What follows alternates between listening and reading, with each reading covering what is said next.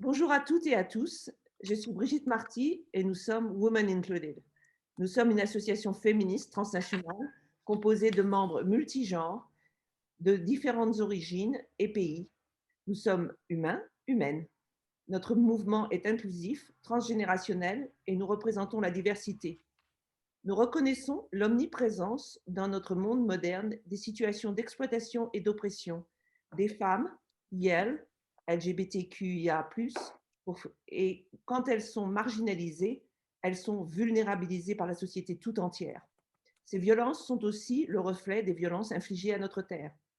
Face à cette situation qui génère mépris ainsi que destruction, nous concevons l'importance de tisser des liens pour faire grandir l'égalité et le respect pour notre terre, donc pour nous-mêmes, du sud au nord. Nous avons organisé cet événement très rapidement, mais avec cœur, inspiré par notre vision au-delà des frontières et des checkpoints. Aujourd'hui, sous l'égide des ONU Femmes France, du Festival Génération Égalité Voices, nous rassemblons les voix pour l'égalité et la justice dans le contexte de la conférence onusienne du Forum pour l'égalité, 26 ans après la grande conférence sur les droits des femmes de Pékin. Elisabeth Merna, secrétaire exécutive de la Convention des Nations Unies sur la diversité biologique, disait récemment « Nous sommes l'espèce la plus dangereuse de l'histoire mondiale ». Il serait réducteur de penser que le danger vient de tous les êtres humains de façon égale. Nous connaissons les luttes des unes et des autres qui ont subi l'injustice. Ils, elles, connaissent donc la justice. Je parle pour Women Included car nous sommes toutes et tous, dans notre diversité, unis pour changer cet état de fait. Comment faire? La première partie de l'événement d'aujourd'hui est fondée sur l'esprit de la biodiversité et de l'interconnexion entre nous et avec la Terre. Les témoignages que nous vous proposons nous montrent l'importance de la diversité, des actions en relation avec la Terre, ainsi que l'importance de l'art pour nourrir les consciences.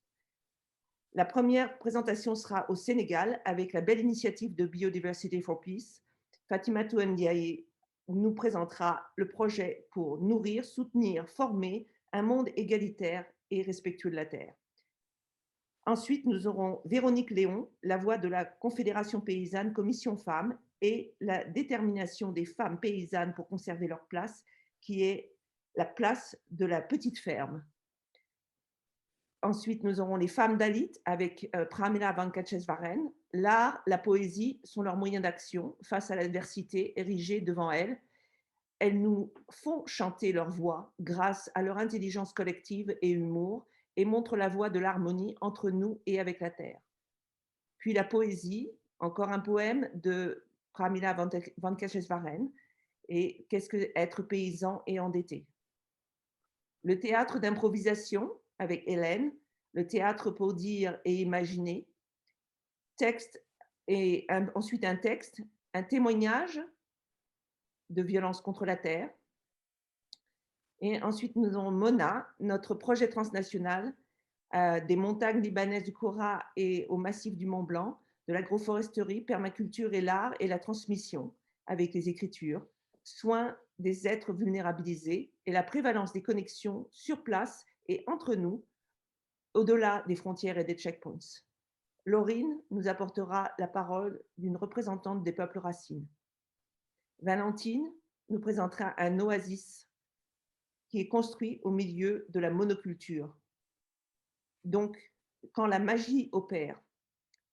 Pour encourager notre réflexion et nos propositions pour une autre façon de concevoir la régénération en intersectionnalité, terre, biodiversité humaine, il y a un mot que je n'ai pas prononcé, le mot de nos mots, M-A-U-X, et il commence par un P. Nous le connaissons, les violences, les manipulations, et il y a la terre et le monde débarrassé de cette emprise. À nous de le révéler et de nous reconnecter entre nous et à la source de l'énergie de vie. Comment faire grandir la conscience? Voici la question que nous posons à la fin et sur laquelle nous voudrions réfléchir. Comment soutenir des actions pour une régénération sociétale et environnementale dans la conscience de notre place et rôle sur Terre? Derrière un visage, tout un monde, face au regard des mondes et leur réalité. L'ignorance serait plus confortable. Mais décidément, la perception des sens empêche de s'y complaire.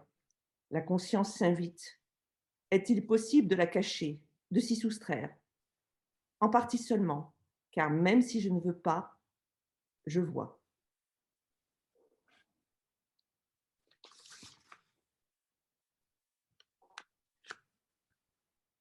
Oui, je suis Fatima Tou, je suis fondatrice de l'association Biodiversity for Peace.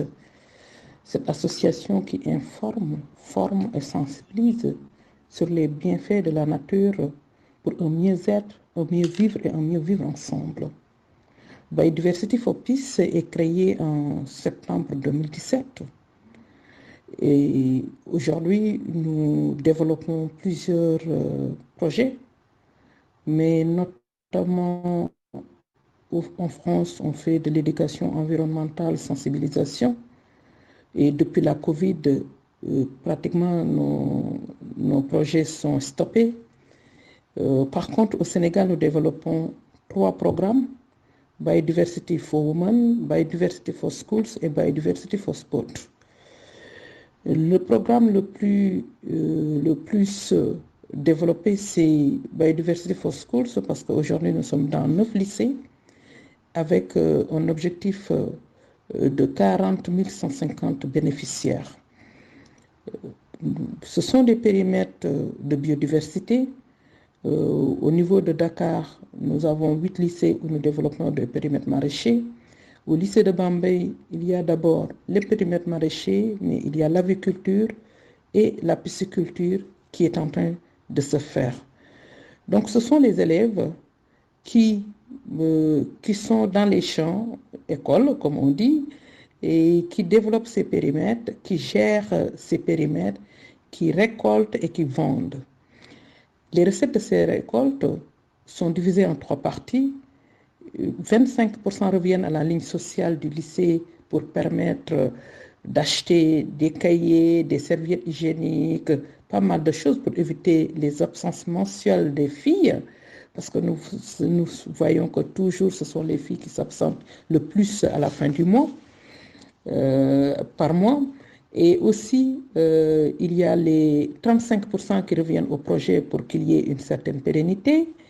Et les 40% reviennent toujours aux plus vulnérables, dont 80% sont des filles. Donc, ce projet permet l'éducation environnementale, crée la sensibilité environnementale, anticipe au chômage des jeunes, parce que à partir de ces périmètres, beaucoup d'élèves pourraient s'orienter vers les filières de l'avenir, c'est-à-dire les métiers verts. Et aussi, ça permet de maintenir les filles en milieu scolaire, dans le milieu scolaire. Parce que la plupart des filles, la pauvreté fait que soit elles abandonnent avant le bac, ou bien elles s'adonnent à d'autres activités qui ne sont pas très bien vues socialement. Donc, Biodiversity for Women, nous avons essayé depuis un moment d'appuyer des femmes à transformer tout ce qui est herbes aromatiques, des céréales, des fruits et légumes pour améliorer leur quotidien et le quotidien de leurs enfants. Donc aujourd'hui, on est à 150 femmes accompagnées. Biodiversity for Sport, aujourd'hui, nous avons juste commencé par tout ce qui est sensibilisation auprès des jeunes sportifs, surtout les petits footballeurs, parce que souvent, nous avons constaté que la plupart des jeunes s'adonnent au sport parce que ils ont abandonné l'école. Donc, on essaie de les sensibiliser. Et souvent, c'est des jeunes aussi qui n'ont pas de travail, qui ne font absolument rien. Donc, on essaie d'appuyer ces jeunes en grande vulnérabilité, en grande précarité, quand même, à partir de la valorisation de la biodiversité, de faire des activités, être formés et tout. Voilà. Mais ce qui est donc aujourd'hui Biodiversity for Peace participe vraiment à l'augmentation, participe à la biodiversité, donc parce que tous ces impacts environnementaux, sociaux, économiques, financiers et tout reviennent, appuient, aident franchement aussi les parents. et les sensibilise vers l'importance et les sensibilise sur l'importance d'aller du retour à la terre. Parce qu'il n'y a que ce retour à la terre qui pourrait permettre d'arriver à une autosuffisance alimentaire. Mais pas n'importe quelle autosuffisance alimentaire, parce que nous avons vu que tout ce qui est agrobusiness, la plupart des fermes de grandes surfaces, on utilise des pesticides. Donc aujourd'hui, je pense que les politiques doivent insister sur l'agriculture familiale qui prône tout ce qui est produit sain, biologique, sans pesticides, avec des engrais naturels.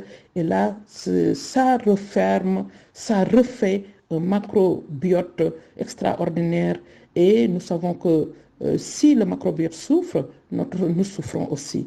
Donc, il faut que les politiques puissent vraiment permettre de travailler sur cet aspect. Autre chose que j'invite sur les autres éléments sur lesquels j'invite les politiques à vraiment faire beaucoup d'efforts, c'est l'accès aux terres pour les femmes. Les femmes sont vraiment dévalorisées sur ce plan. Les femmes n'ont pas accès aux terres, les femmes n'ont pas de financement pour accéder aux terres. Je donne juste l'exemple, parfois dans des pays, en Afrique de l'Ouest, dans certains villages, la femme veuve ou la femme divorcée n'a pas droit d'accès aux propriétaires, même si c'était elle qui était là avant le décès de son mari. Donc, toutes ces choses doivent être revues sur le plan social, économique, environnemental, pour que les femmes puissent effectivement participer à la lutte contre l'extinction de certaines espèces. J'aime ce projet Biodiversity for Schools parce qu'il rassemble énormément d'acteurs autour, les parents, les jeunes. C'est vraiment une approche multigénérationnelle, globale et inclusive de la famille. Merci. Pour ce projet extrêmement important, implanté dans nos établissements. Donc, il y a l'enthousiasme de toute la communauté des élèves qui interviennent directement et de tout le monde. Donc voilà une appréciation plus que positive de ce projet-là. Et nous sommes aujourd'hui fiers de recevoir notre partenaire Biodiversité pour la paix.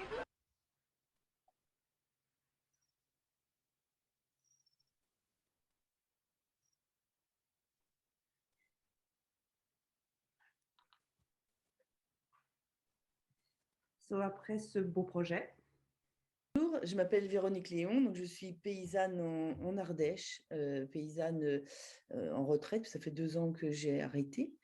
Donc j'ai fait ce métier de paysanne depuis pas mal d'années, une quarantaine d'années.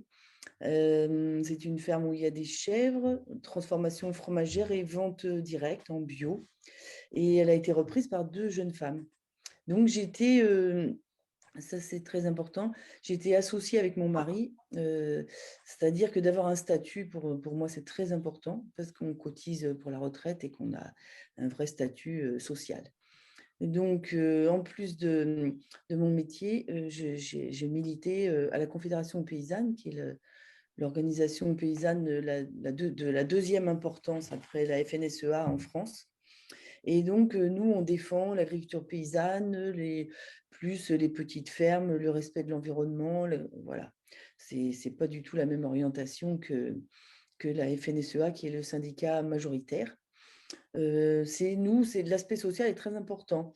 Donc, de défendre le bien-être des femmes et des hommes qui travaillent sur les fermes, la défense du revenu, très important, parce qu'on peut faire ce métier par passion, mais il faut quand même pouvoir en vivre, hein, sinon ça ne sert à rien. Voilà. Donc, à la Confédération paysanne, moi, je suis plus spécialement en charge, enfin pas en charge complètement, mais avec des commissions. La commission internationale, le journal qui paraît tous les mois, et puis surtout la commission femmes. Je suis responsable de la commission femmes. Et depuis pas mal d'années, on s'est battu. En 2002, on a obtenu la parité, très important pour que les femmes soient représentées. On s'est battu pour avoir des statuts, justement, parce qu'avant, les femmes n'avaient pas de statut, elles étaient ce qu'on appelle conjoints, ayant droit. Donc, ayant droit, c'est-à-dire de rien du tout. On se retrouve après toute une carrière à avoir travaillé comme des cinglés et sans retraite, ou avec des retraites de 350 € par mois. Quand le mari meurt avant, ben c'est l'horreur, on ne peut plus vivre. On s'est battu beaucoup donc, pour avoir un statut social. Et donc, ça, c'est pour ce qui est de l'agriculture en général. Après, on se bat aussi au sein de la commission par rapport à notre organisation pour que les femmes soient mieux représentées, qu'elles puissent tenir leur place, parce que bon, les femmes ont énormément d'importance. Or, tout est fait pour les hommes. Les réunions, souvent le mercredi, à l'heure des repas. Donc, nous, on voudrait que les choses changent, que les femmes, parce qu'on manque de femmes avec des responsabilités, mais quand on creuse un peu pourquoi, en fait, on se retrouve avec tout qui est fait pour un monde très machiste.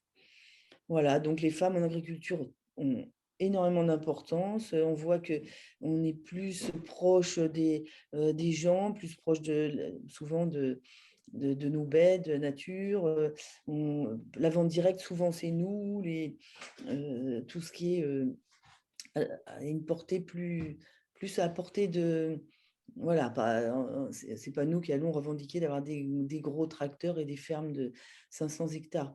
En général, les femmes dans ces fermes-là n'ont pas leur place. Moi, ça, j'ai remarqué ça quand j'ai travaillé à la Chambre d'agriculture. C'est surtout dans les fermes moyennes et petites que les femmes ont vraiment un rôle primordial. Alors, bon, bah, j'en oublie parce qu'évidemment, pour changer les choses en profondeur, il faudrait qu'on change la politique agricole commune. Et ça, cette semaine, la Confédération paysanne a fait une grosse manifestation, je ne sais pas si vous avez vu, qui s'est terminée très violemment avec la police qui tapait dessus. Et nos revendications, c'est entre autres avoir une aide spécifique aux petites fermes, une aide de 5 000 € par an pour aider les petites fermes, au lieu d'avoir que des aides à l'hectare, c'est-à-dire que plus on est grand et plus on touche. Nous, on demande un plafonnement des aides, justement pour ne pas toucher quand on a des très grosses fermes, une aide aux premiers hectares, aux 52 premiers hectares, plus importante, et puis la défense des petites fermes, et surtout un statut social, parce que pour nous, l'agriculture, c'est un secteur pourvoyeur d'emploi. À chaque fois, on nous met en balance. Hein. Ah oui, on va faire une usine Amazon, mais ça va faire de l'emploi. Mais oui, mais vous prenez combien d'emplois quand vous faites votre bâtiment Amazon et combien de terres agricoles? Ça, c'est vraiment un combat qu'on mène aussi, maintenir les terres agricoles et pas se les faire bouffer par le béton et le reste. Voilà un peu brosser très brièvement notre combat. Alors, comment on fait, nous, à notre échelle de femmes à la Commission Femmes? Ben, entre autres, on a des moyens très pratiques. On se fait des formations, etc. On a monté une revendication sous forme de sketch assez un petit peu cynique, mais quand même plein d'humour, pour démontrer tout ce qu'on subit au quotidien. Et puis là, il y a un groupe de 5 jeunes paysannes, dont celle qui a repris ma ferme, hein, je suis très fière, qui viennent de sortir une BD qui s'appelle « Il est où le patron ?» Voilà. C'est sorti chez Hachette, alors c'est les éditions Marabule. Et c'est à partir de faits réels, hein, toutes les situations. Donc, on a fait un recueil de tout ce qu'on vit au quotidien entre le représentant qui vient, qui demande il est où le patron, alors qu'on est là en train de bosser ou sur le tracteur et il demande ça, tout, quoi. Alors, c'est 3 personnages qui sont inventés mais inspirés de situations réelles. Et ça fait passer les choses avec l'humour. Et les hommes, en général, quand ils lisent ça, ça les remet en cause et ça les interpelle. Ils disent, ah bon, on est comme ça, oh là là, on va changer. Donc ça, c'est une des façons. Hein. Après, on fait aussi voter au comité national des choses comme par exemple dans tout ce qui est communication qui vient de la Confédération paysanne, qu'il y ait l'écriture inclusive, qu'il y ait des photos de femmes, qu'il n'y ait pas que des hommes avec leurs gros tracteurs, leurs grosses bottes ou leurs bêches. Aussi, nous, on travaille dans les fermes et on existe, donc c'est bien d'avoir des images. Que quand on a une table ronde et qu'on envoie des gens de la Confédération paysanne, qui est aussi des femmes, ça paraît bête, mais quand il y a une table ronde avec 9 personnes, 9 hommes, on ne se sent pas tellement représenté. Et puis, dans tout ce qui est enseignement agricole, on essaye de faire passer aussi nos revendications parce que c'est très jeune qu'on apprend.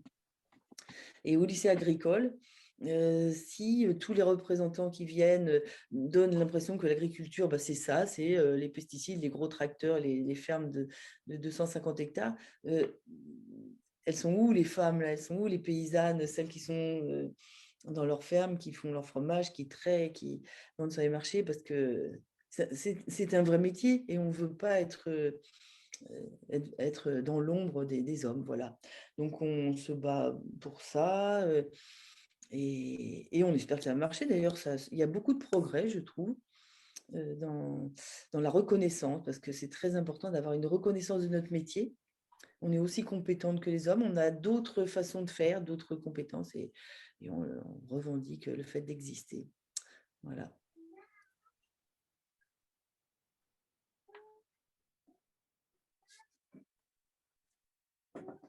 Bonjour, je suis Pramila Venkateswaran, je suis une des cofondatrices de Women Included. Je suis poétesse, activiste et enseignante.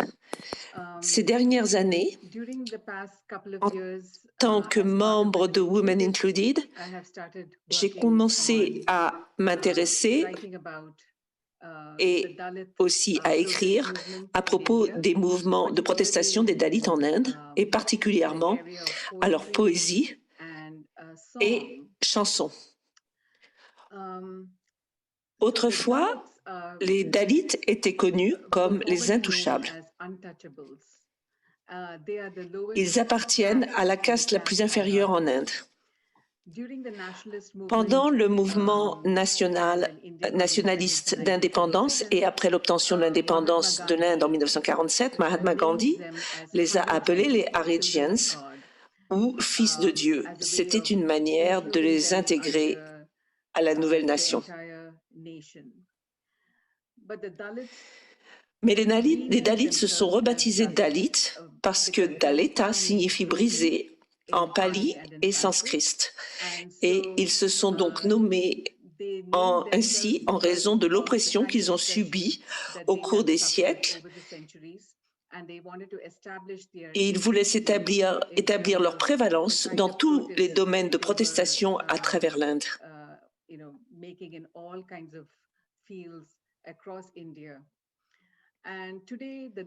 Aujourd'hui, le mouvement Dalit est à l'avant-garde de tous les grands mouvements sociaux en Inde. Et ce sont les femmes Dalits qui sont les leaders de plusieurs facettes de ce mouvement. Et si vous regardez le mouvement de protestation des Dalits aujourd'hui, ce n'est pas comme si c'était arrivé soudainement. C'est quelque chose qui s'est produit au cours des siècles en employant la poésie et les chansons. Les Dalits utilisent la poésie, le théâtre et la chanson dans leur activisme social. Ils se produisent et écrivent dans leur langue locale. Et comme vous le savez, en Inde, il y a une grande variété de langues, puisque presque 200, si vous incluez tous les dialectes, il y a environ 26 langues principales, donc ils utilisent leur langue locale et c'est assez rustique. Et le but premier de l'écriture ou du spectacle est de décrire les différentes formes d'oppression subies en tant qu'intouchables. Ils cherchent à exprimer leurs pensées et émotions avec esprit et humour. Ils se moquent des valeurs de la caste supérieure en pointant son hypocrisie, comme le maintien des règles de pureté qui nécessitent une distanciation sociale et physique avec les Dalits. Ils se moquent de la croyance de la caste supérieure ou des hindous dans le végétarisme. Ils se moquent même de la façon dont les hindous vénèrent leurs dieux. Ils disent que même leurs dieux sont limités par les croyances strictes des hindous. Les jeunes Dalits, hommes et femmes, utilisent aujourd'hui le rap et le hip-hop pour aborder les questions d'oppression. L'histoire des Dalits est ancrée dans la terre, le corps et dans le territoire en relation avec la terre. Ils abordent donc toutes ces questions. Ils invoquent aussi les grands dealers Dalits comme le Dr Baba Saheb Ambedkar, qui a été en fait un des rédacteurs de la Constitution indienne, et aussi plusieurs autres leaders Dalits. Donc toutes ces personnes qui ont marqué l'histoire sont invoquées dans les chansons chantées par les hommes et les femmes Dalits. Dans les manifestations actuelles, les agricultrices et agriculteurs en Inde, nous avons vu comment les paysans et paysannes Dalits sont marginalisés. La culture Dalit met en avant leur lien profond avec la terre et la nature. Dans les manifestations, nous voyons comment les paysannes et les paysans Dalits remettent en question l'idéologie capitaliste et la liste nationaliste et son idéologie capitaliste du développement aujourd'hui. Dans leurs protestations contre les discriminations fondées sur les castes, ils s'interrogent également sur le patriarcat et sur la violence faite à la terre et à la nature. Ils attirent l'attention par leurs poèmes et leurs chansons sur la profonde déconnexion entre les humains et la terre, entre les sexes, entre les foi et entre les personnes de différentes classes économiques. Des manifestants de la diaspora indienne, en particulier la population sikh de New York, ont souligné que la protestation des paysans paysannes doit être mondiale, car ils voient l'interconnexion entre le travail de la terre et nourrir nos corps et nos esprits. C'est quelque chose de sacro-saint, de l'action de mettre la graine dans la terre et de regarder la plante pousser, puis de manger les fruits de ce travail. Ce travail est sacro-saint. Et les femmes, les fermiers et fermières attirent notre attention sur ce travail. Récemment, dans le sud de l'Inde, les Dalits ont saisi la justice pour obtenir la restitution de leurs terres qui leur avaient été attribuées sous le régime britannique. Il s'agissait de plusieurs hectares de terres que le gouvernement indien a confisqués aux paysans, paysannes et aux Dalits avec l'indépendance. C'est plus que symbolique. Les Dalits établissent leur influence et leurs droits dans la constitution indienne. Le mouvement de protestation des Dalits, tout comme Black Lives Matter et d'autres mouvements autochtones, cherchent à réparer une relation brisée avec la terre et entre nous. Nous pouvons diffuser ce message par la poésie, l'art, la chanson, le théâtre, le jardinage, la permaculture, en invoquant la générosité de la terre dans chacune de nos pensées et de nos actions. Merci.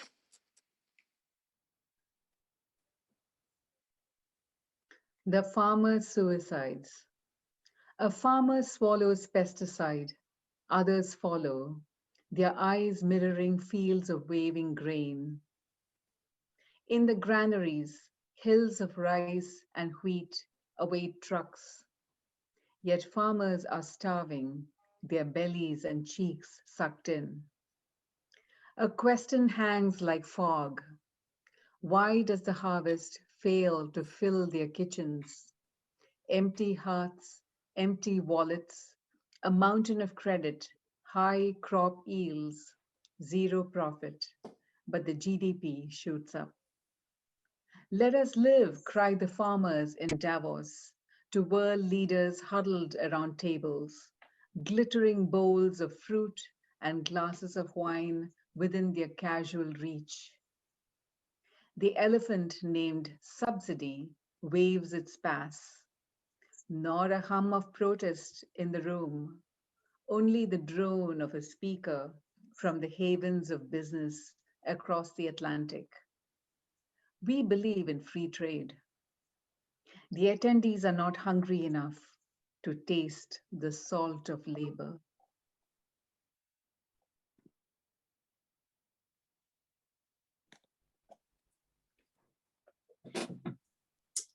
Bonjour, je suis Hélène Molinaro. Je suis membre de Women Included et je dirige une compagnie de théâtre qui s'appelle Culture Connection Theatre. Nous faisons une forme d'improvisation qui s'appelle Playback, qui est basée sur les histoires personnelles de l'audience. Il y a des théâtres, des compagnies de playback aux États-Unis, en France, au Liban, en Inde et ailleurs. Le théâtre augmente la conscience. En mettant les personnes en dialogue, ce forme de théâtre improvisé facilite le changement social. Dans la vidéo d'une répétition sur Zoom, on donne un exemple où 5 acteurs jouent des perspectives différentes de mon histoire personnelle. J'avais appris qu'après l'eau, la ressource naturelle la plus utilisée au monde est le sable pour faire du ciment. On a besoin de sable fin qui est sous l'eau, mais draguer les rivières et les lacs pour ce sable fin détruit leur écosystème naturel. Comme j'habite auprès d'un lac et j'ai grandi auprès de la rivière Hudson, cela me fait peur et m'inquiète pour nous, pour mes enfants et pour ma nouvelle petite fille née en avril. Quel avenir aura-t-elle si on continue à détruire l'environnement? Avec Women Included, notre projet d'agroforesterie et biodiversité s'occupe de la durabilité et se concentre sur les effets de la pollution, spécifiquement pour les femmes. Je sais que je dois prendre la responsabilité et faire ma part. Par exemple, je peux me servir de moins de plastique à usage unique. Je veux avoir de l'espoir pour l'avenir. Et on verra mon histoire personnelle dans cette vidéo. Merci.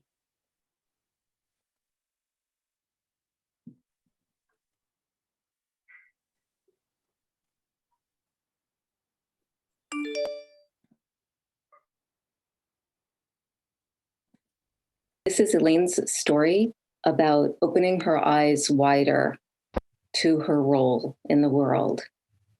Let's watch. I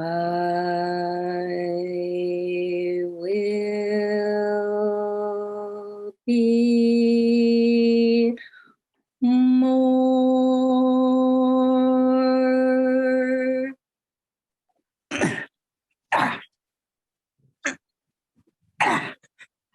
Hey, lady, would you get out of the way?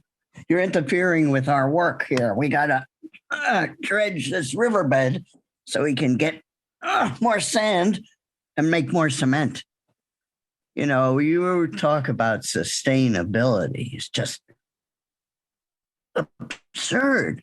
You're just putting our people out of work. What are you going to build? Stick houses? It's absolutely ridiculous. Just go away. I am Mother Nature, and I am here to protect the planet from destruction. I'm here to watch over the trees and the flowers and the waters to make sure that they are saved from destruction by careless, selfish people who are dumping and throwing plastics and garbage and cups all over so that things are just falling apart. I will be here to try to make sure that everything just flourishes.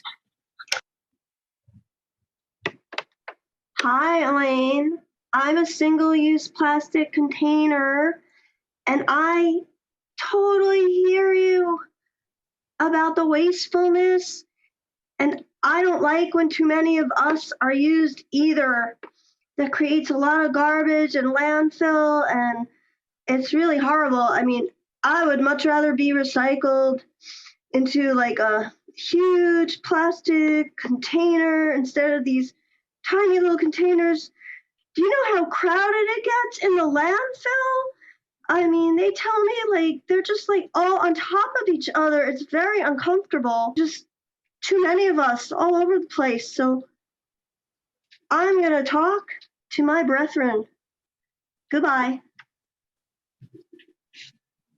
I'm a reusable container. So accentuate the positive. A lot of people have used plastic and maybe not recycled it. But you can do better for the planet and for your children and your new granddaughter, Jenny. So move forward and be positive. Nobody expected me to come here because I'm just an infant.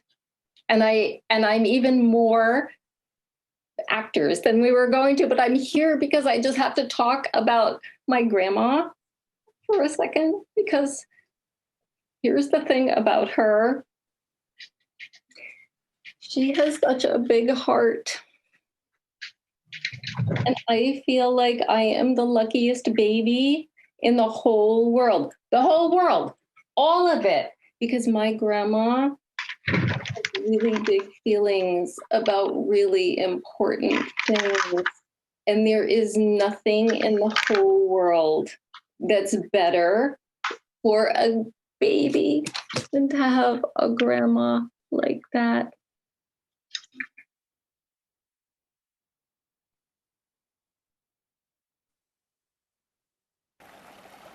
Il y a eu les premières insultes, puis les brûlures et les coupures. Je me suis un peu fâchée et ils ont eu peur, mais pas assez. Ils m'ont dit qu'ils allaient changer. Et puis il y en avait toujours d'autres qui venaient, et c'était pire. Ils ont envahi ma vie et ont commencé à éliminer mes amis, qui eux me respectaient et me protégeaient. Ils en voulaient toujours plus. Ils ont noirci mon sang, ils ont souillé mes rivières. Ils ont fait flamber ma surface. Je me suis fâchée de nouveau un peu plus fort. Ils m'ont dit qu'ils allaient changer, mais rien n'y a fait. Ils maltraitent mes amis. Leur arrogance les aveugle, et ils reviennent encore plus violents, me pénètrent sous mes sources et mes rivières. Ils me disent qu'ils ont besoin de me violenter pour être plus riches. Leur bouche crie leur brutal orgueil. Ils se croient tout-puissants. Un jour viendra où je me fâcherai pour de bon. Ils disparaîtront, entraînant beaucoup avec eux. Mais j'ai la foi et je sais que les voies de libération se dessineront grâce au message d'amour que portent mes amis. Il réhumanisera les cœurs. C'est l'histoire de l'injustice. Ils l'ont appelée l'injustice climatique. Mon climat n'est que la conséquence de leur cœur déshumanisé. Je suis leur mère terre, celle qui leur a donné la vie et qui continue à les nourrir.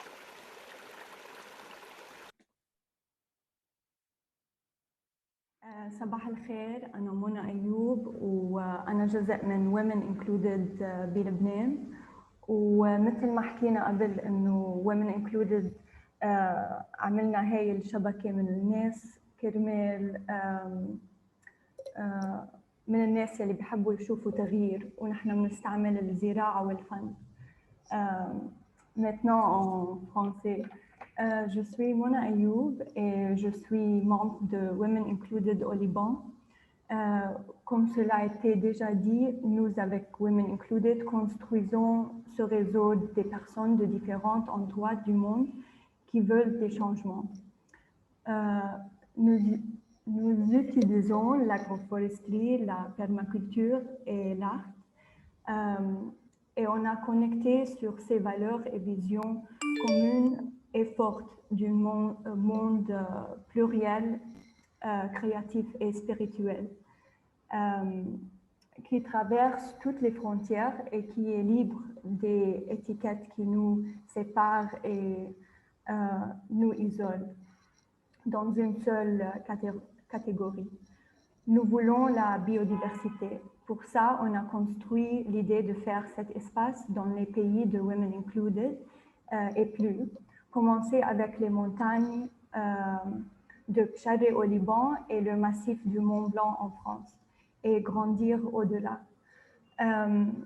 C'est un excerpt de notre website que j'aime beaucoup.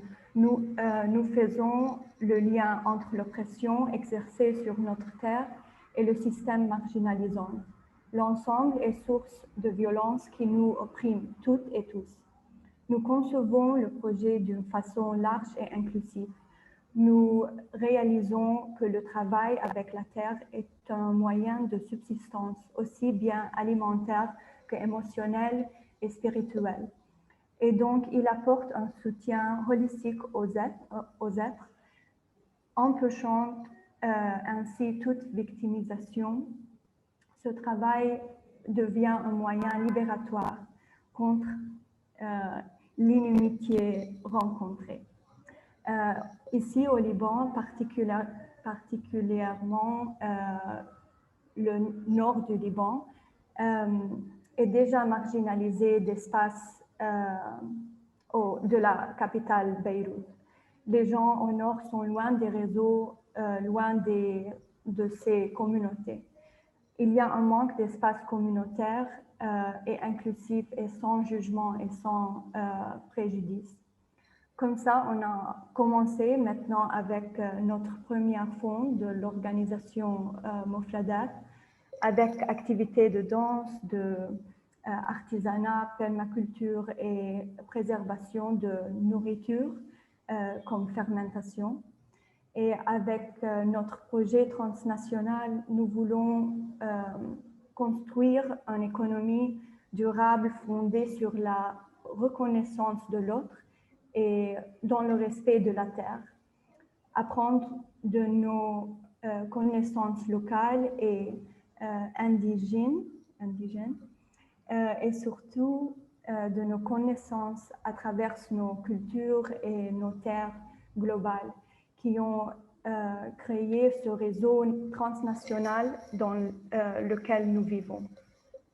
Il est fondé sur le lien entre les personnes et non sur l'exploitation pour un profit illusoire. Nous devons croire dans notre projet et dans nous-mêmes pour créer un monde plus harmonieux. Merci. Bonjour, je suis la mère de 3 beaux enfants. Je m'appelle Laurine Russek.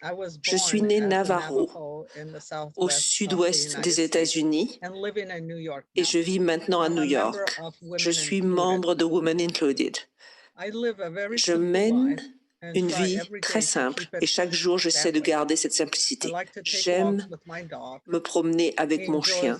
Il apprécie davantage les odeurs que moi. J'aime les paysages et la nature.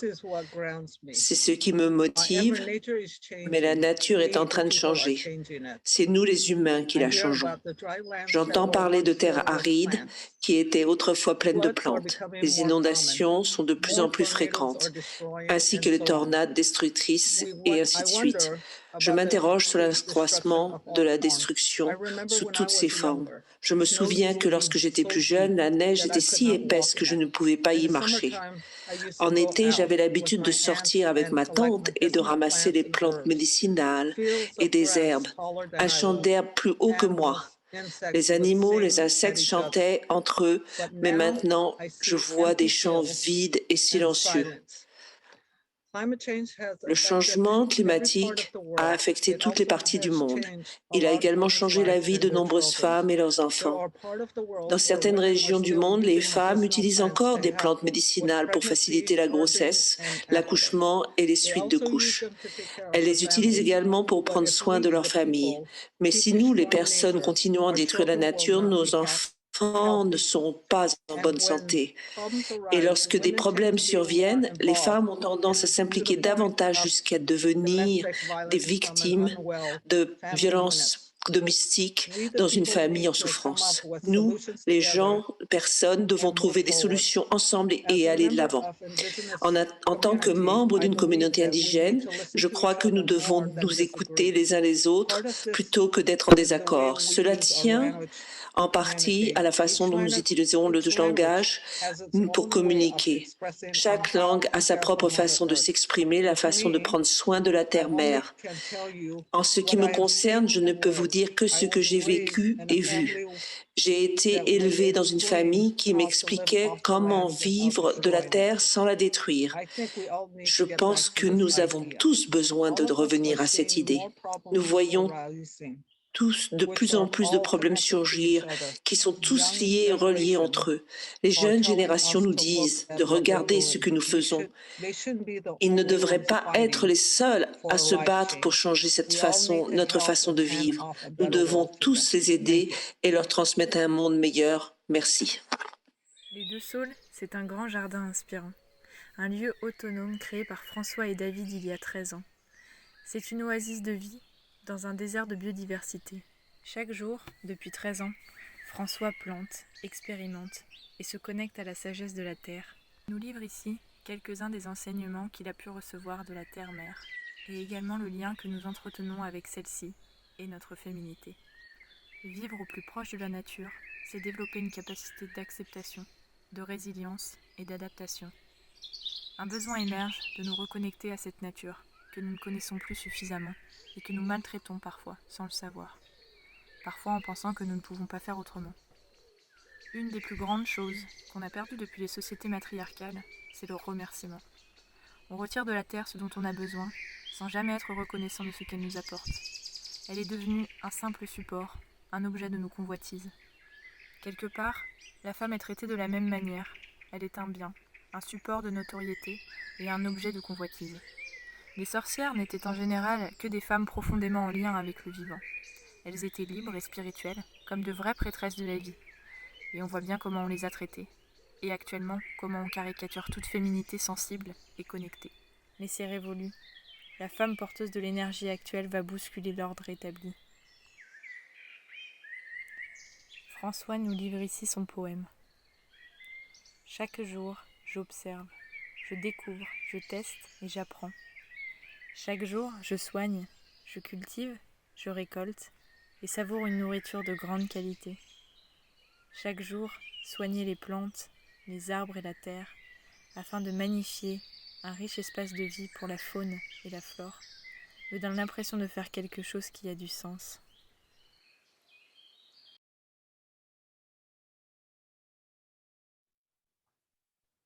Dominique Bourges, je suis philosophe, professeur honoraire à l'Université de Lausanne. J'ai enseigné à l'Université de Lausanne très longtemps. Et en fait, voilà, le message que je veux passer est le suivant. Quand on observe la nature, on s'aperçoit qu'elle n'est pas binaire. Par définition, elle est très plurielle, y compris au-delà de la question des deux genres. Et nous autres, dans notre culture, en tout cas la culture occidentale, on s'est construit à la fois sur un côté très binaire, femme-homme, et puis d'une façon hiérarchique. Alors avec ça, on est mal parti les amis, et il faut absolument tout faire pour le dépasser, retrouver cette source, cette inspiration plurielle, première, non hiérarchique, ce qui ne veut pas dire qu'on n'est pas à des moments des responsabilités qui sont différentes, mais il n'y a pas une espèce de hiérarchie ontologique. Et là, moi de mon côté, je ne peux que saluer toutes les initiatives que vous conduisez, qui donnent du sens au monde et puis surtout qui nous donnent de l'espoir dans des temps qui sont quand même un peu difficiles. Voilà, bravo et bon vent à vous toutes et vous tous.